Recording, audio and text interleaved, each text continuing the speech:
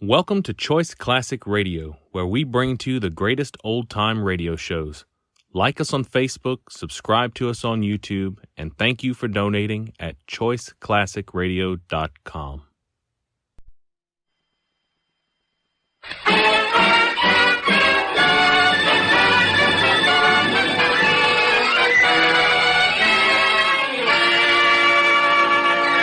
The Fitch Company presents Dick Powell as Private Detective Richard Rogue.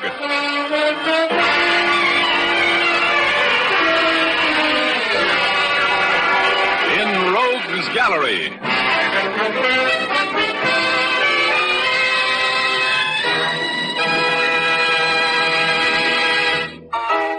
Rogue speaking.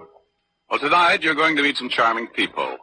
And you're going to run into a little bit of very fancy murder. The name of the story is Little Drops of Rain. But before we get into our story, here's Jim Doyle, the man from the Fitch Company. Did you know that there are over 50 million men in the United States who shave? Yes, that's a lot of men. It was in the interest of these 50 million shavers that Fitch Company chemists and technicians went to work in their laboratories and came up with Fitch's No Brush, a shaving cream especially designed to give a solid comfort shave. You see, Fitch's No Brush shaving cream contains not one, but three important shaving ingredients that work together to give you a smoother, faster shave. It also contains a special skin conditioner ingredient. Men appreciate this ingredient because it has a soothing effect on the skin the instant it's applied, and it keeps the skin feeling smooth and refreshed long after the shave is finished. Men also like the just right consistency of Fitch's No Brush. It's neither too thick nor too thin. It's not greasy and won't clog the razor. If you're among those who prefer a lather cream, try Fitch's Brush Cream. It gives a rich, dense lather that wilts whiskers completely soft for a clean, fast shave. Both Fitch's Brush and Fitch's No Brush shaving cream come in big 25 and 50-cent sizes. Try a jar. You'll find it easier on your razor and easier on you. Thank you, Jim. Now I'd like to tell my story. Okay, here's Dick Powell as Private Detective Richard Rogue in another personally conducted tour through Rogue's Gallery.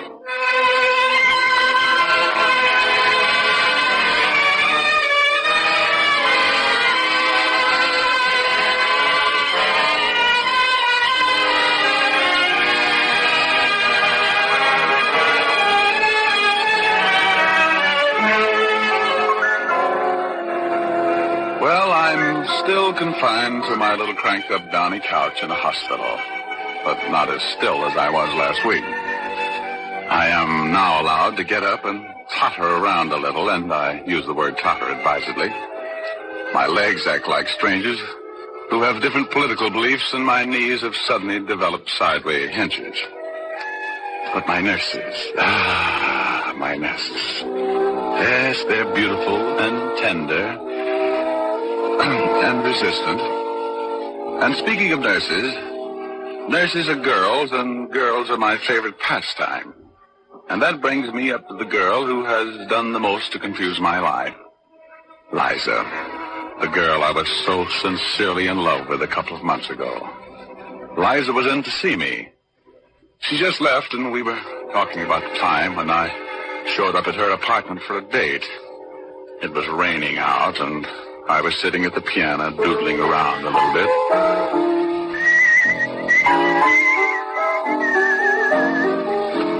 I don't want to go to a nightclub tonight, Richard. I'm too tired. Let's just go to a show, shall we? Anything you say, baby. That's the kind of guy I am. I want to see Two Girls and a Sailor. It's playing at the Rialto. June Allison's in that, isn't she? That's for me, then. You think so? Definitely. You think she's prettier than I am? Well, you're not in pictures, Angel. Do you think she's prettier than I am? Well, you're a different type. Are you going to answer me? Oh, if you're jealous. How can you be jealous of a girl I don't even know? Give me a kiss. No. No, but baby, I love you. I love you like anything. Just... All right. Pop then. I don't care. June is busting out all over the meadow and the hill. Busts are busting out of bushes, and the Robin River pushes every little wheel that wheels beside a mill. June is busting out all over. The feeling is getting so intense that the young Virginia creepers have been hugging the bejeepers out of all the morning glories on the fence, because it's June. You're insufferable, Richard Rogue. Oh, now quit pouting. Come on over here, on the bench by me. Are we going to a show or not? Sure. Get your lipstick on again, and we'll see what... Oh. I'll get it. No, I'll answer. It's probably George. Oh, George. Well, I'll tell him, that homewrecker. Hello. Mr. Rogue there? Speaking. This is your call service, Mr. Rogue. We got a call for you. Oh. Who is it? Mrs. Harvey Burgess says it's very important. Okay, put her on. Right. Oh, put her on. Who is it? Hello? Richard Rogue speaking. This is Mrs. Harvey Burgess. Yes? I must see you at once, Mr. Rogue. Oh, well, any time tomorrow, Mrs. I will Burgess. see you tonight, immediately. It is most important. Well, can't you tell me about it over the phone? Oh, no. Could you come to my house at once? What's the address? 485 Hillcrest. You'll be well paid for your time. Please hurry. I'll be right out, Mrs. Burgess. Wait for me. I'll be right back, honey. Go on. Go on out to see Mrs. Burgess. Don't mind me, Dick Tracy.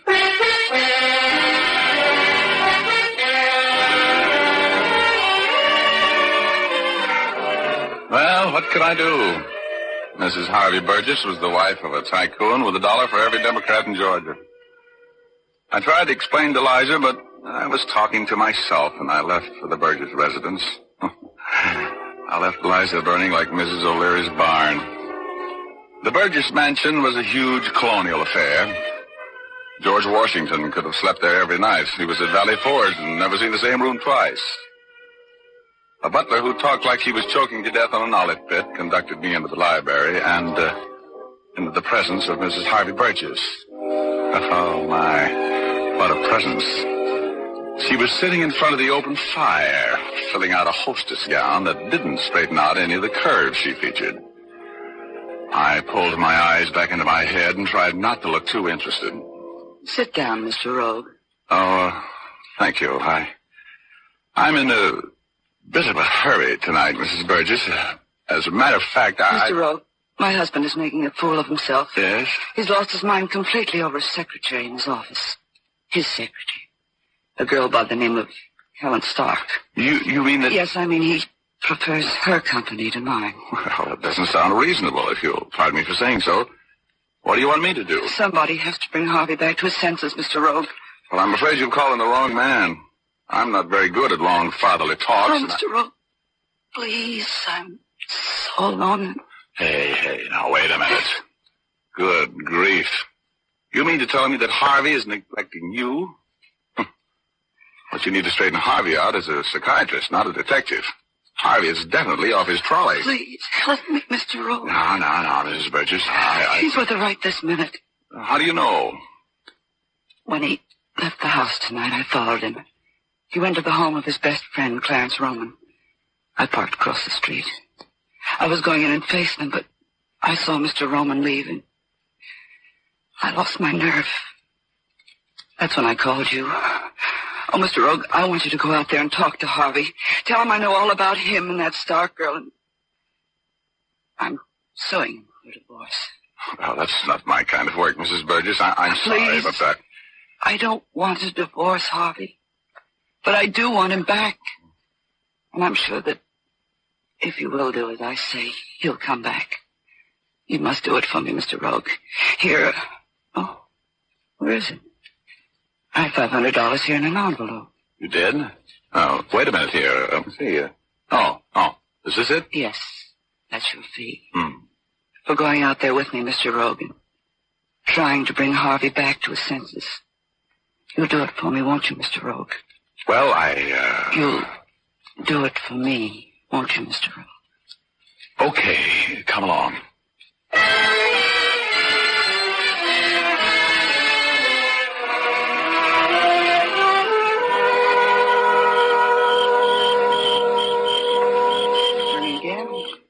All right.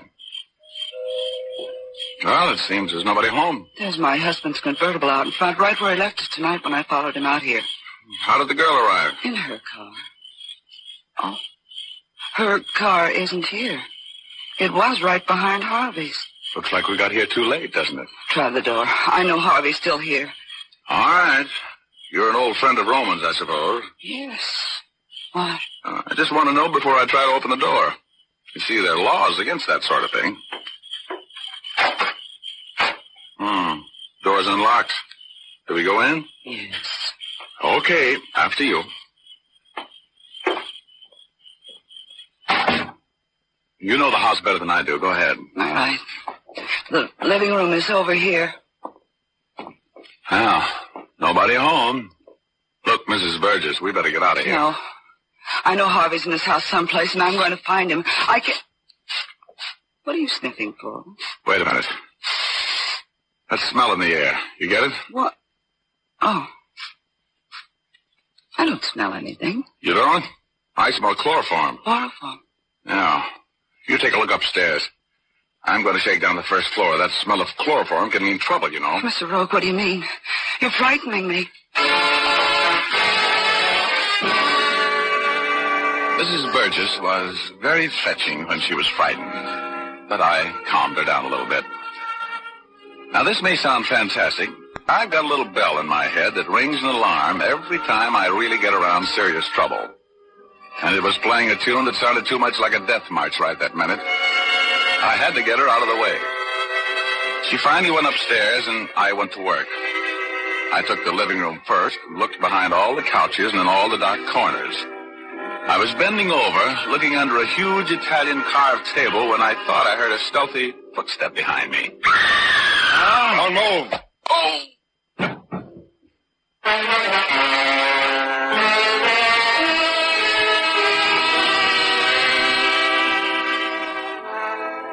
Oh, my ears were still full of that ringing scream Mrs. Burgess had let out. I caught that sock behind the ear and drifted gently through space toward cloud number 8 and my alter ego, Hugo.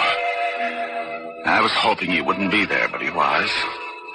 Sitting there with that silly smirk on his face with his little short legs pulled up under his chin and his funny little arms around him and his long white beard waving the cosmic breeze. Hello, Richard. Welcome home. No, shut up. That's a fine attitude. You go prowling around a strange house and get caught at it and knocked out. Then you come up here and take it out on me. Get out of here, you ingrate. Oh, stop acting like a landlord, Hugo. What happened to me? Are you kidding? Tell me, why did Mrs. Burgess scream? Answer me, Hugo. Do you know why she screamed? Sure. You going to tell me? No. Find out for yourself. You're a detective. Oh, someday I'm going to get rid of you, you little pest. Why don't you get back to work? You got a date with Liza, you know. She's still waiting. Yeah, that's right. Well, here goes.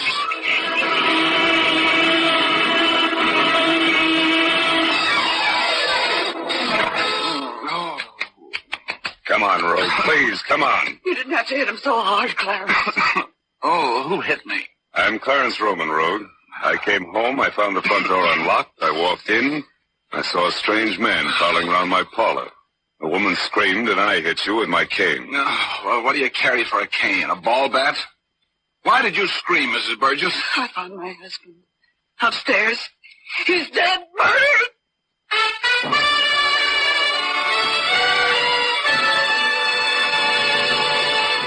We'll return to our story in just a moment. But now I'd like to say something to the ladies. You ever feel like hanging your head in shame because your hair isn't, looking as nice as it should? Perhaps you get discouraged because every time you shampoo your hair, it seems dry and difficult to set. Then for your next shampoo, why not try Fitch's saponified coconut oil shampoo? This clear golden liquid shampoo is made from mild coconut and vegetable oils. These pure natural oils keep your hair from becoming dry and brittle.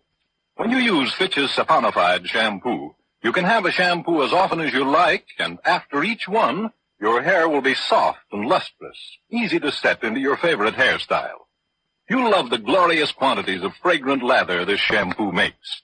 It cleanses thoroughly and then rinses out completely without a special after-rinse. You see, Fitch's saponified shampoo contains its own patented rinsing agent. All you do is rinse with plain water, and the rinsing agent contained in the shampoo ensures the removal of all particles from your hair, making it sparkle with cleanliness. Ask for Fitch's saponified coconut oil shampoo at your drug counter, barber, or beauty shop. Look for the bottle with the bright yellow label.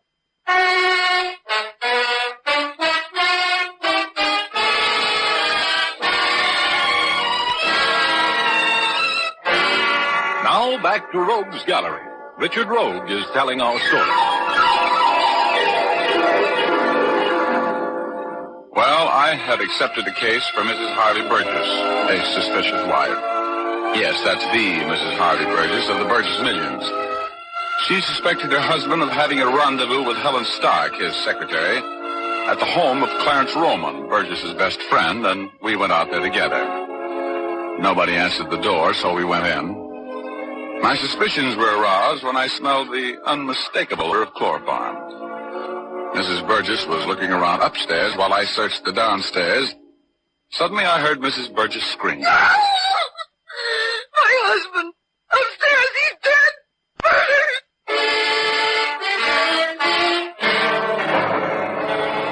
Well, that snapped me out of it. I got to my feet and ran up the stairs. Mrs. Burgess and Roma were right behind me, and she directed me into the library, which was just off the main hall. And there he was, as dead as last summer's romance, with a neat little blue hole right below the part in his hair. He was a nice-looking old guy, about 50, which made him a good 25 years older than his wife. And his widow was really taking his death big, which was natural. A woman doesn't have a husband murdered every day. Poor Harvey, this is horrible. Has anything in this room been moved or touched? Well, I just arrived home. When I looked in here and saw Harvey, I knew he was dead. I screamed. Yes, I heard you. Then you ran right downstairs. Yes, I saw Mr. Roman hit you, and I ran down to tell him who you were. That's a little late. Okay. Just don't touch anything. Stay right there in the door, both of you. Just who are you to be giving us orders? You'll find out. Ever see this gun before? Yes. Where? It was Harvey's. He kept it in his desk at the office. Oh, you recognized it mighty quickly. How? It has his initials on it. I can see them from here, inset in the butt of the gun. Oh, his gun, huh? Yeah. Well, it wasn't suicide. Not with the gun clear over here on the opposite side of the room. This is murder. Hey, what's the matter? Well, this ought to do it. What is it? What's a handkerchief? A very nice linen handkerchief with initials in the corner.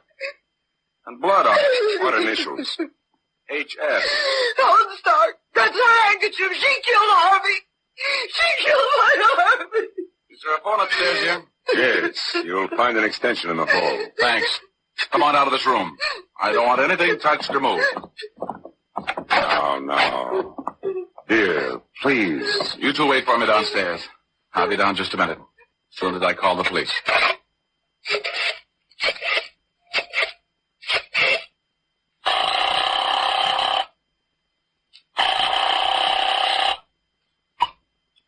Homicide, Urban speaking. Hello, Urban. Richard Rogue. Yeah, who's dead?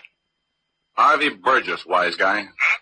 You mean it? You mixed up in another murder, Rogie? Sure. You'd never find about it if it wasn't for me. Where are you? At the residence of Clarence Roman on Cypress Avenue, 2120. Better get the boys and get out here. Be right there. Got any leads on the killer? A couple of vague ideas. Stay there until I get there, Rogue.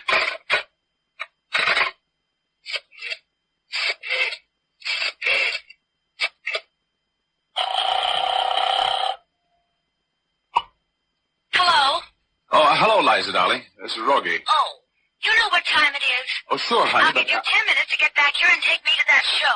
What? Oh. Look, Roman. Well, the cops will be here in a minute. Tell Urban, that's Lieutenant Urban. He'll be in charge for the police, but I'll be right back, will you? Tell him I went out to get a murderess for him. Of course. And I hope you manage to catch your rogue.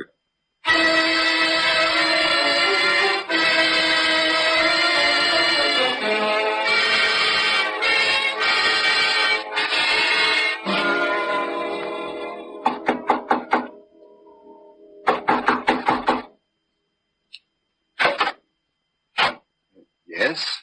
Good evening. Is Helen Stark at home? I beg your pardon. I'm a bit deaf. I couldn't hear you. Oh, I said, is Helen Stark at home?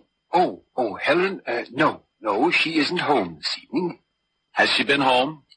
I say, has she been home in the last hour? No, she hasn't. I don't know what time to expect her either. But I imagine she'll be home soon, though. You know where she is? Well, she didn't come home from the office tonight. She's working late. Oh. She called you and told you she wouldn't be home? Yes. She said she was going to work with Mr. Burgess. That's her boss, you know, the millionaire. Yes, well, thank you. Could I tell her who called? No, that won't be necessary, thanks. Thanks very much, Mr. Stark. You and Helen live here all alone? Yes, since her mother died several years ago. Are you an old friend of Helen's? No, very recent acquaintance. Oh. I'm sorry I bothered you, Mr. Stark. Good night. Good evening. Nice out after the rain, isn't it? Yeah, sure is. Good night. Good night.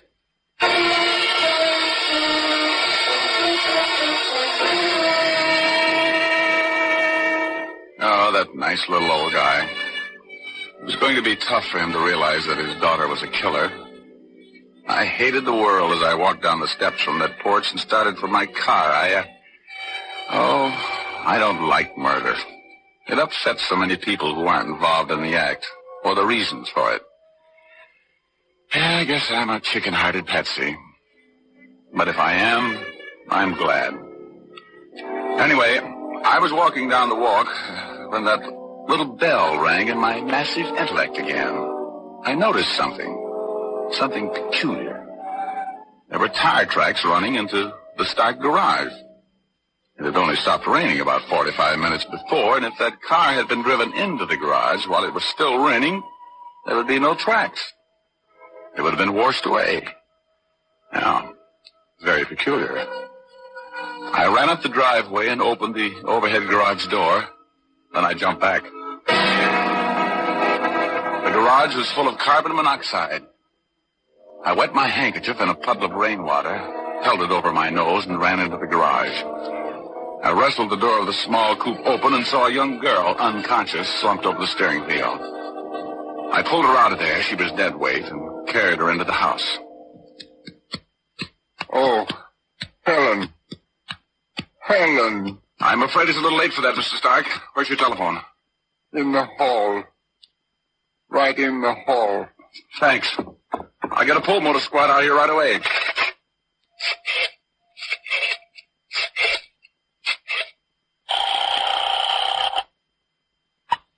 Fire department. Get a pull motor squad to 640 Inglewood Drive. Attempted suicide. Bad shape. Rush it. Right. Raymond, Ramsey, Dean, Roman, Clarence.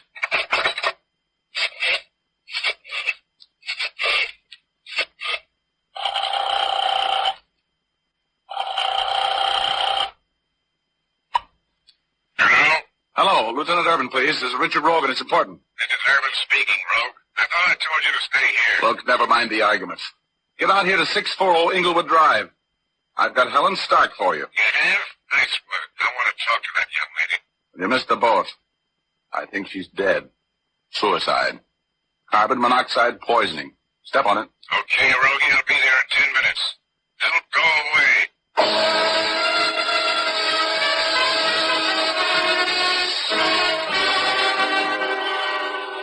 I gave Helen Stark my own interpretation of artificial respiration until the pull motor squad got there.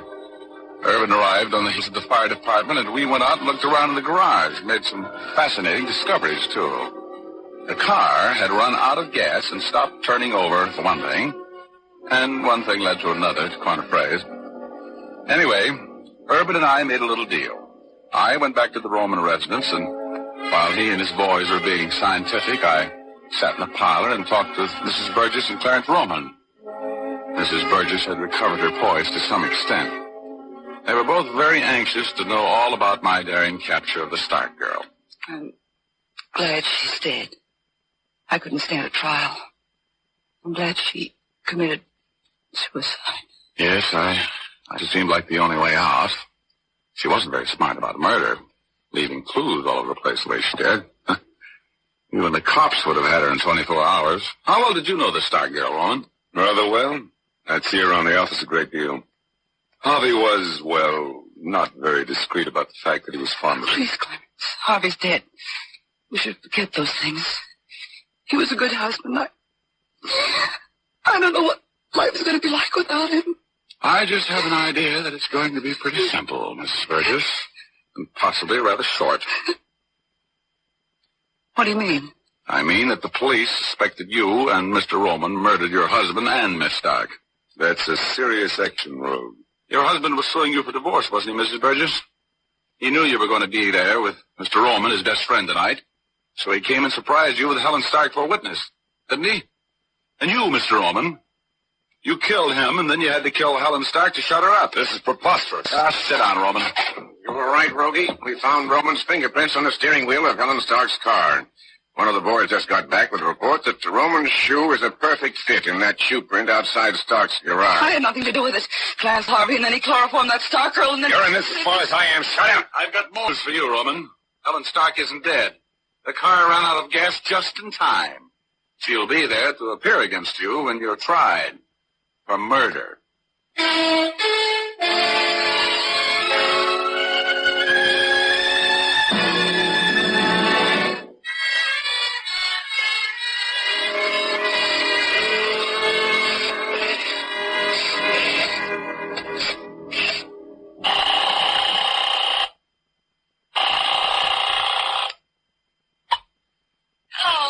Hello, Liza, honey. I don't want to talk to you, Richard Rogue.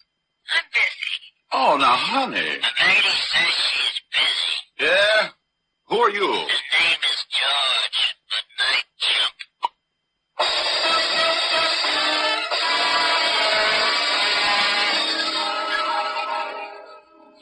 Little drops of rain.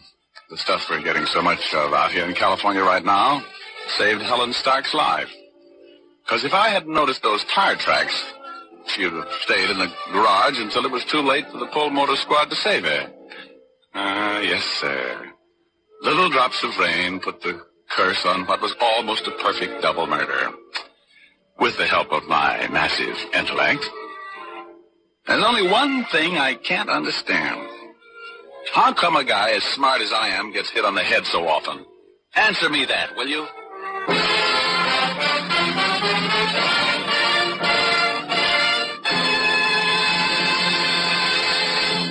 This is Dick Powell again, ladies and gentlemen. How did you like our little story tonight? Ray Buffum wrote it, Leith Stevens composed and conducted the music, and Dee Engelbach produced and directed.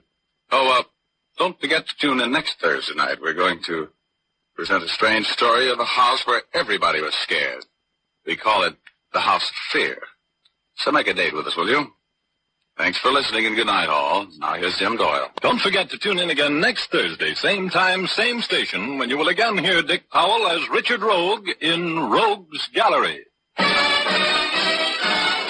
Remember, if dandruff is your problem, ask for Fitch's Dandruff Remover Shampoo. Removes dandruff the first time it is used. Fitch's Dandruff Remover Shampoo is the only shampoo whose guarantee to remove dandruff is backed by one of the world's largest insurance companies. This statement can be made by no other shampoo. Ask for Fitch's Dandruff Remover Shampoo at your drug counter, barber, or beauty shop. Fitch is spelled F-I-T-C-H. Folks, when we see a wounded veteran, we can thank him with our eyes and with a smile. We can also thank him in more material ways, like helping make sure he gets all the benefits of the GI Bill of Rights. That takes money. The money we lend when we buy victory bonds. Buy victory bonds.